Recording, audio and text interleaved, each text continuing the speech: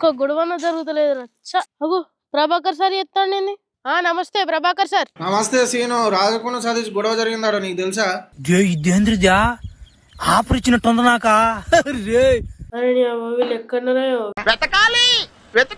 అరే రాజు, అరే ఏమో గొడవ అయిందని తెలిసింది, నిజమేనా? అరే ఏం గొడవరా? నీకెవరు చెప్పిల్రు?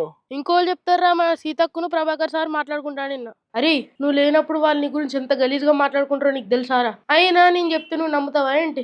అరే నువ్వు ఎన్ని చెప్పురా, తప్పు మాత్రం నాదే రా ఈసారి. సీను నాకు ఒక హెల్ప్ చేస్తావారా? చెప్పురా, నీకు కాకపోతే తోలికి చెప్తారా హెల్ప్? నేను ఏం లేదురా, వాళ్ళ దగ్గర ఇవే నా తప్పని ఒప్పుకున్నందుకు నా మనసాక్షి ఒప్పుకుంటలేదురా. మా ముగ్గురికి మాట్లాడే ప్రయత్నం చేయరా. మార్రా మార్రా మార్రా. ఇక కల్పక తప్పుతుందా? A few moments later. ఏవరా Satti? అరే ఏంద్రా వాడు ఆడా నువ్వు వీడా, ఏంది గొడవలేంది? గొడవలు ఎక్కడిరా? చెప్పకపోతే నాకు తెలియదు అనుకుంటారా? ఆ రాజుగారి దగ్గరనే కూకోవచ్చు ఇంతసేపు. వాడు మొత్తం చెప్పిండు, మేము అదిలో పొల్లు గొడవలేనాడు. వాడు ఎట్లా తిడతాను తెలుసా? వాడు తిట్టే తిట్లకు చెవులకేసి రక్తం వస్తుంది, అంత ఘోరంగా తిడతాడు వాడు. వాడిని మీకోసం అట, మీ ఇద్దరి కోసం బొచ్చడు చేసిండట. గుర్తలేనారా మిమ్మల్ని? వాడు చేసింది కూర ఎంత అయితే మీరు చేసింది కొండంత.